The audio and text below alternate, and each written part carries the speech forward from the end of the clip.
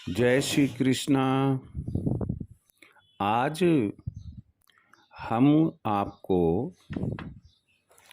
एक ऐसे वृक्ष की बहुत ही सुंदर जानकारी देने जा रहे हैं जो हमारे सनातन धर्म में, हमारे पुराणों में बहुत ही पवित्र, पूजनीय माना गया है।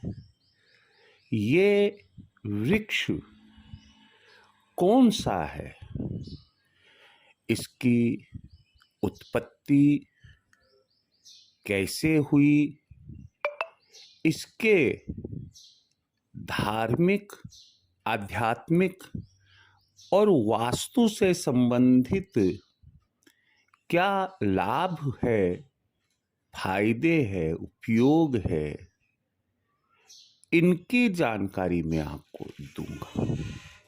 हालांकि प्रकृति ने जितने भी क्षेत्र, आर्थिक हो, सामाजिक हो, भौगोलिक हो,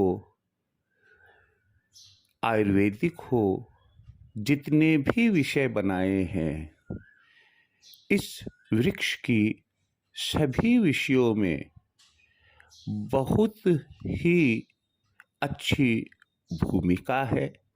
लेकिन हम प्रत्येक क्षेत्र को, प्रत्येक विषय को यहाँ नहीं ले रहे हैं, बल्कि केवल और केवल धार्मिक, आध्यात्मिक और वास्तु से संबंधित जो इस वृक्ष और इससे संबंधित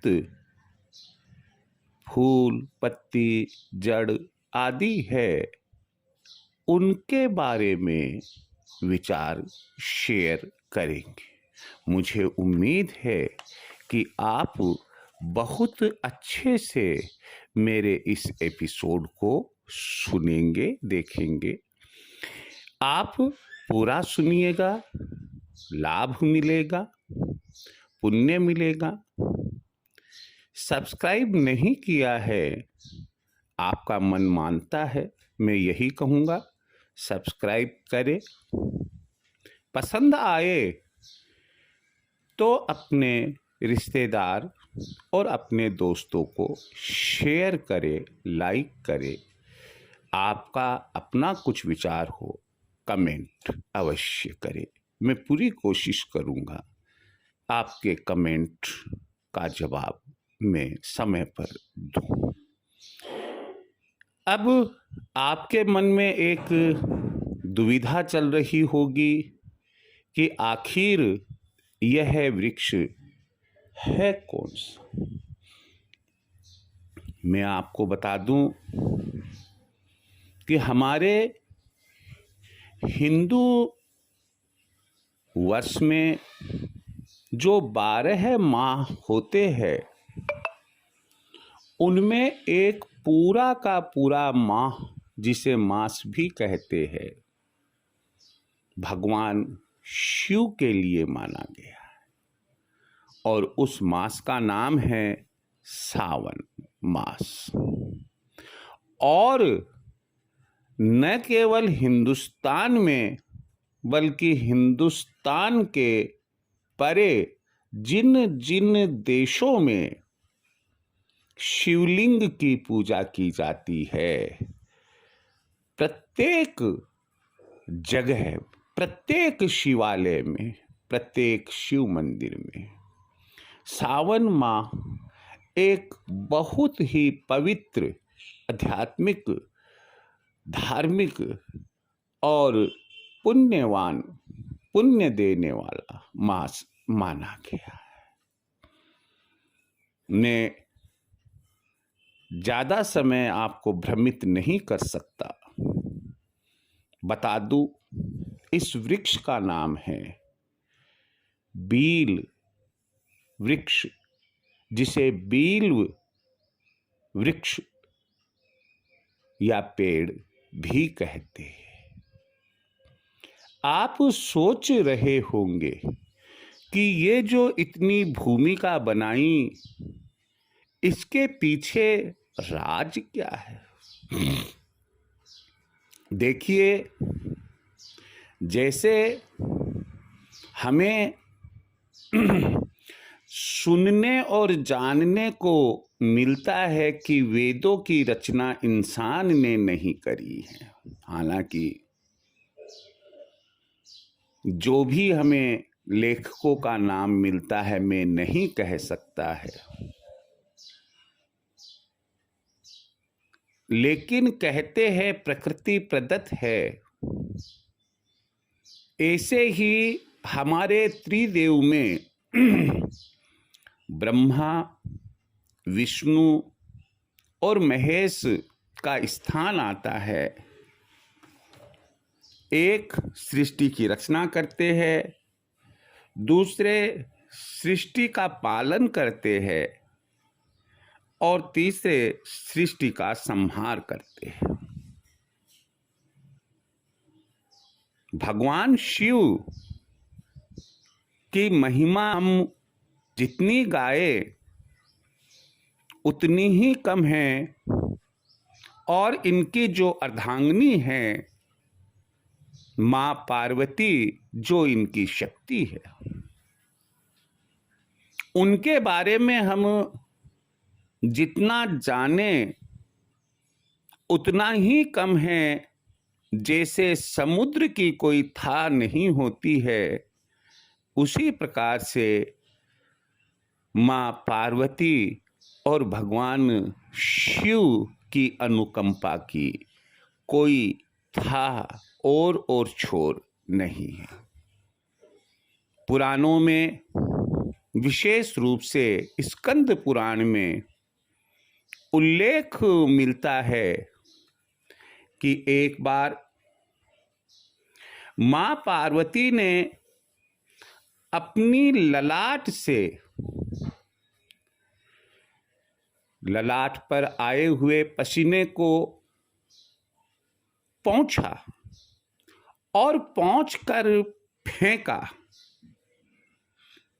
जब उन्होंने अपना ललाट से पसीना पोंछकर फेंका, तब पसीने की कुछ बूंद, क्या कहा मैंने, पसीने की कुछ बूंद मंदार पर्वत पर गिरी। पर्वत का नाम पुनः सुन लीजिए, मंदार पर्वत पर गिरी। और उस पसीने की बूंद जो मंदार पर्वत पर गिरी, उससे वहां एक वृक्ष, पेड़ की उत्पत्ति हुई, और उसी पेड़ का नाम बील पत्र या बील पेड़, पत्र नहीं बोल सकते, पत्र तो पत्ता ही है, बील पेड़ या बील वृक्ष रखा गया। कहते हैं कि बील पेड़ की जड़, तना, शाखाएं, पत्तियां, फूल और फल, ये इन सभी में दिव्य शक्तियों का वास होता है। कोई भी ऐसा भाग इस वृक्ष का नहीं है जहां दिव्य शक्तियों का वास नहीं है। यहां ज्यादा स्पष्ट में पत्तियों के संबंध में कर रहा हूं, जिसे हम बील पत्र, बील की पत्तियां कहते हैं। इसमें मां पार्वती का वास होता है। फूलों में गौरी का वास होता है और फलों में कात्यायनी वास करती है। और तो और ऐसा भी माना जाता है कि मां लक्ष्मी का वास भी बील वृक्ष में होता है। जब हम महादेव और मां पार्वती की पूजा करते हैं, तो अब आप ये देखिएगा, मैं बील पत्र की महिमा का गुणगान करने जा रहा हूं। क्यों हमें बील पत्र से पूजा अर्चना करनी चाहिए, क्यों बील वृक्ष लगाना चाहिए, क्या क्या धार्मिक आध्यात्मिक वास्तु लाभ है, उन तमाम बातों को अब मैं आपके साथ में शेयर करने जा रहा हूं। तो मैं कह रहा था कि महादेव और पार्वती की जब हम पूजा आराधना करते हैं, तो वो पूजा आराधना तब सफल मानी जाती है और अति उत्तम मानी जाती है जब हम बील पत्र से महादेव की पूजा करते हैं। सवाल यह है कि ये बील पत्र शिवलिंग पर क्यों चढ़ाए जाते हैं? तो यहां मैं स्पष्ट कर दूं आपको कि हमें शास्त्रों में उल्लेख मिलता है कि जब समुद्र मंथन हुआ था, हलाहल विष समुद्र मंथन में से निकला था, दानव और देवता सभी घबरा गए थे कि अब विषपान कौन करेगा। तब प्रार्थना करने पर भगवान शिव ने वह विषपान किया और वह विष उनके कंठ तक आकर इकट्ठा हो गया और उनके कंठ नीले पड़ गए। यही कारण है कि हम उन्हें नीलकंठ के नाम से भी जानते हैं। लेकिन कंठ के वहां जो कुंड बना उनके विष का, उसका प्रभाव यह हुआ कि उनका मस्तिष्क वह गर्म होने लगा। देवताओं ने उनका मस्तिष्क गर्मी से ज्यादा परेशान ना हो उसका रास्ता निकाला, और वह यह कि शिवलिंग पर हम अधिक से अधिक जल चढ़ाएं। शिवलिंग पर जल के साथ हम बील पत्र चढ़ाएं। दोनों के संगम से, दोनों के मिलन से भगवान शिव शांत होते हैं, उनका मस्तिष्क शीतल होता है और हमें कोटि कोटि पुण्य की प्राप्ति होती है। यही कारण है कि हम जल के साथ साथ बील पत्र भी महादेव को चढ़ाते हैं और जलाभिषेक करते हैं। आपके मन में एक विचार बार बार कौंध रहा होगा कि ये बील पत्र हम भगवान शिव को कितने चढ़ाए, कैसे चढ़ाए। पहली बात, बील पत्र डाली सहित कभी ना तोड़े। दूसरी बात, बील पत्र त्रिदलीय होने चाहिए। बील पत्र खंडित या कीड़े लगे हुए नहीं होने चाहिए। बील पत्र को साफ करके धोकर अच्छे से और उनका चिकना भाग वह शिवलिंग पर रखे, यानी कि इस तरह से बील पत्र को चढ़ाएं कि उसका चिकना भाग शिवलिंग पर टच हो, छुए, और कम से कम 3 दल, 3 पत्तों वाले 3 दल कम से कम आप भगवान शिव को, महादेव को चढ़ाए। लेकिन यह भूल मत जाना कि बील पत्र चढ़ाने के साथ साथ आपको जलाभिषेक भी करना होगा। बील पत्रों की कितनी संख्या ठीक रहेगी? कम से कम 3 हैं और ज्यादा से ज्यादा आप 11 बील पत्रों के दल भगवान शिव को चढ़ाए। जब भगवान शिव को बील पत्र चढ़ाने की बात आ ही गई है तो मैं आपको एक बात और स्पष्ट कर देता हूं कि कई जगहों पर बील पत्र बड़ी मुश्किल से मिलते हैं। कई कई दिनों तक बाजार में बील पत्र दिखाई नहीं देते हैं, मंदिरों में भी नहीं आते हैं। तो ऐसी स्थिति में आप क्या करें कि बील पत्र जो भगवान शिव को आपने चढ़ाए हैं वो वहां से आप लेकर उन्हें पुनः धोकर और फिर चढ़ा दे। आप कहेंगे कि साहब ये तो बील पत्र चढ़ाए हुए हम पुनः चढ़ा रहे हैं। भाई ठीक है, लेकिन आप और मैं कुछ भी नहीं कर सकते। क्यों? क्योंकि ऐसा हमें पढ़ने को मिलता है शास्त्रों में कि बील पत्र 6 माह तक, 6 मंथ्स, 6 महीने तक बासी नहीं होते और रीयूजेबल, पुनः उपयोग में लाने योग्य होते हैं। अर्थात चढ़ाए हुए बील पत्र को आप धोएं अवश्य, धोकर और उन्हें पुनः भगवान शिव पर चढ़ा सकते हैं।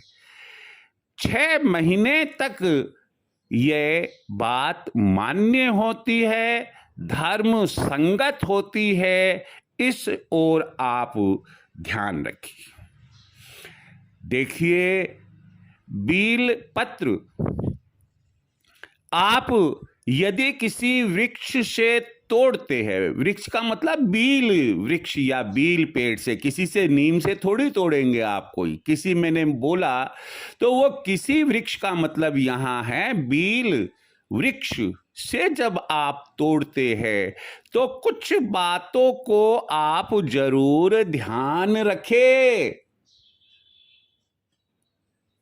क्या है वो बातें? कि कुछ महत्वपूर्ण तिथि और दिन ऐसे आते हैं जब बील पत्र तोड़ने नहीं चाहिए। वो कौन सी तिथियां हैं? तो सुनो।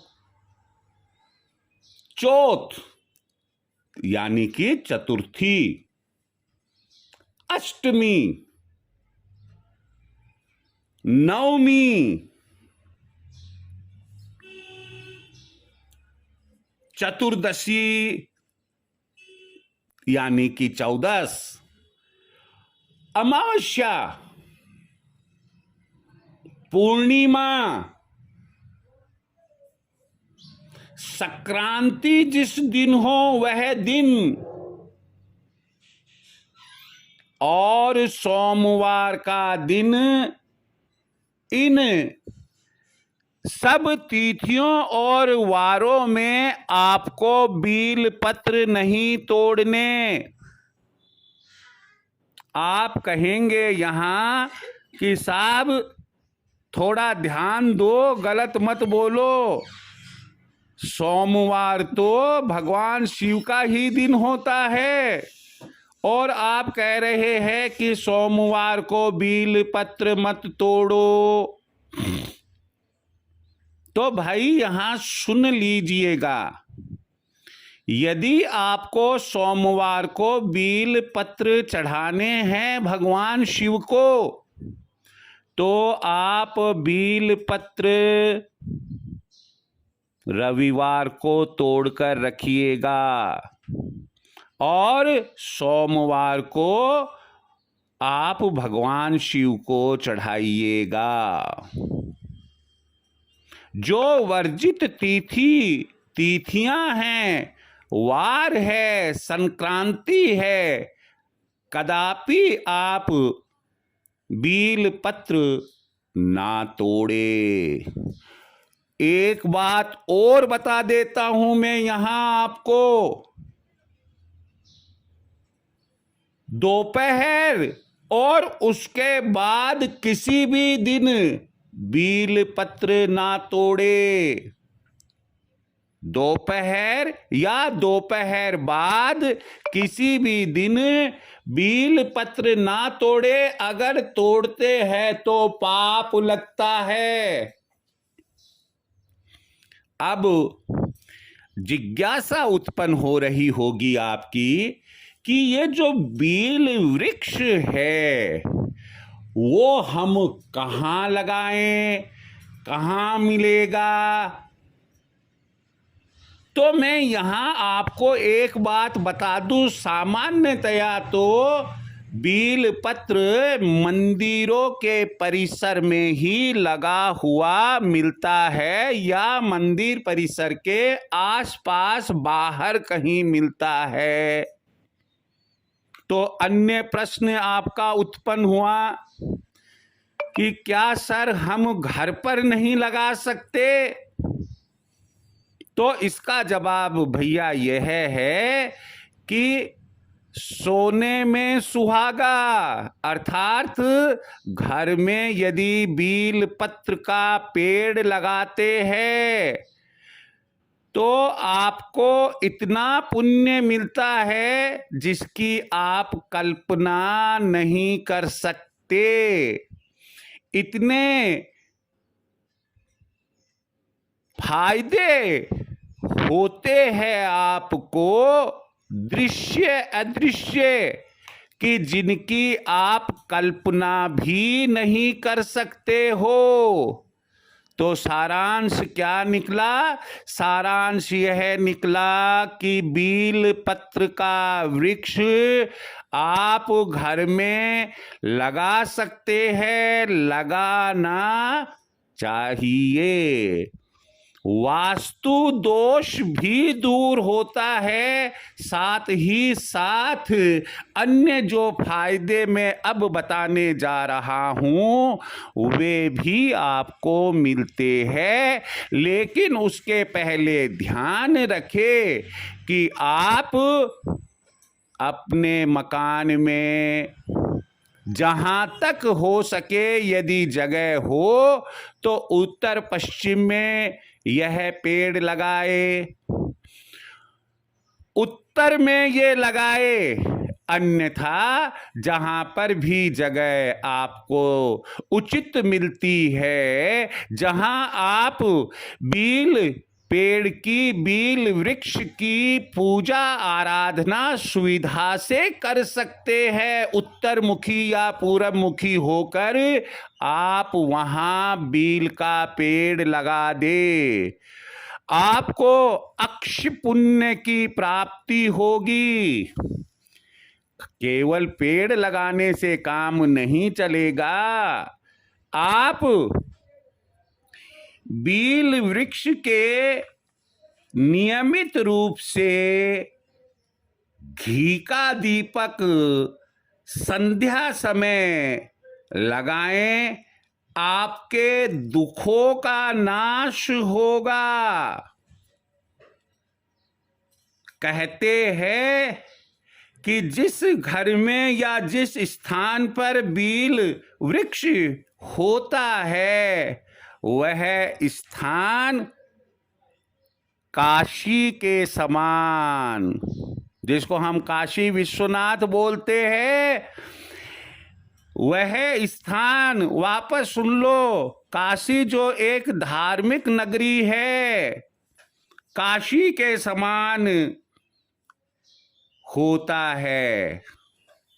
आप बील पेड़ अपने घर में लगाते हैं या किसी मंदिर में या मंदिर के आसपास कहीं लगाते हैं, तो मानकर चलिए कि वंश वृद्धि होती है। किसी वजह से वंश वृद्धि रुकी हुई है और भांति भांति के विद्वान आपको अलग अलग राय मशवरा दे रहे हैं। मैं आपको कह रहा हूँ, बता रहा हूँ कि बील पेड़ आप घर में लगाइए, वंश वृद्धि होगी।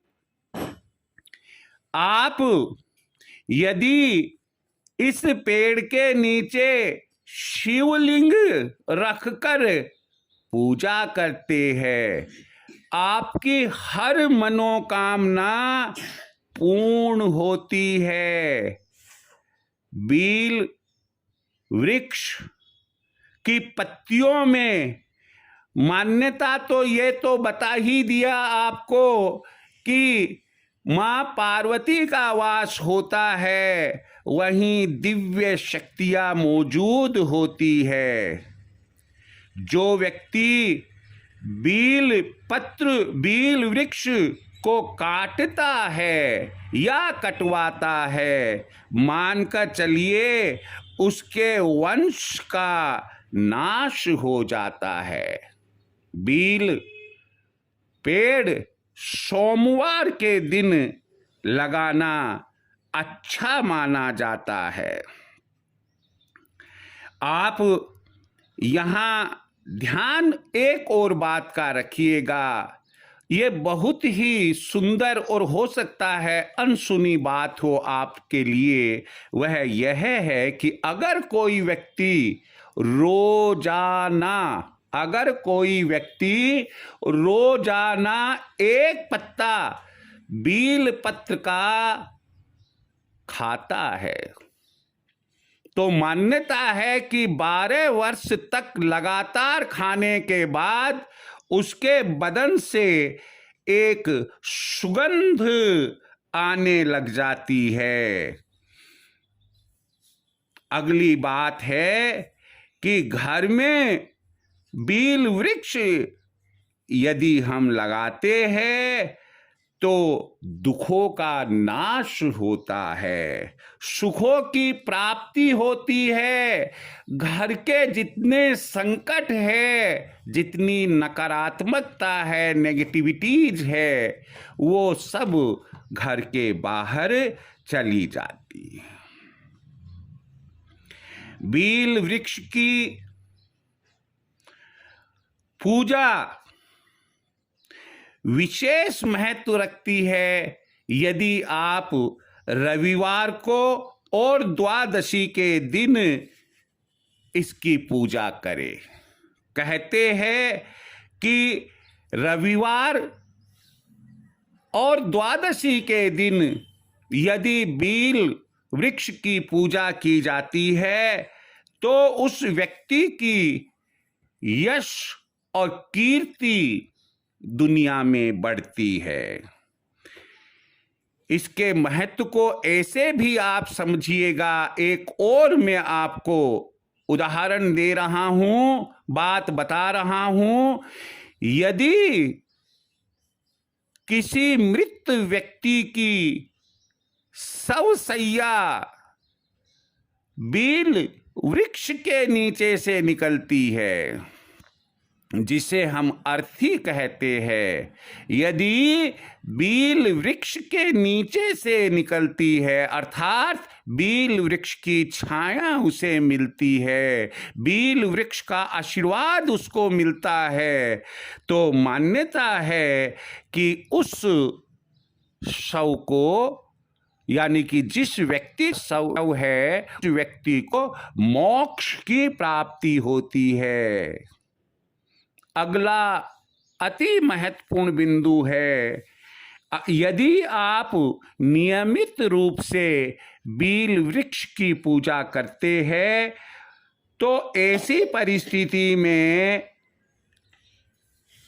आप मानकर चलना कि पितरों की तृप्ति होती है। नियमित रूप से जल चढ़ाए बील वृक्ष को, पितरों को तृप्ति मिलती है। और यदि घर में पितृदोष होता है तो पितृदोष भी दूर हो जाता है। इस तरह से मैंने आज आपको बील वृक्ष की पत्तियां, उनका महत्व और उनकी महिमा जो हमारे आध्यात्मिक और धार्मिक एवं वास्तु क्षेत्र से जुड़ी हुई है, कुछ मात्रा में आपके साथ शेयर की है। वर्तमान में हर व्यूअर करीब करीब इन बातों को जानता है, फिर भी यदि कोई बात ऐसी हो जो अच्छी लगी, आप अपनाइएगा। किसी भी प्रकार की कोई आपकी भावना दूसरी है, प्रभु कृपा से आप उसे कमेंट बॉक्स में लिखिएगा। मैं पूरी कोशिश करूँगा कि आपको मैं सही जवाब दे सकूं। जय श्री कृष्णा। ओम नमः शिवाय। जय श्री कृष्ण।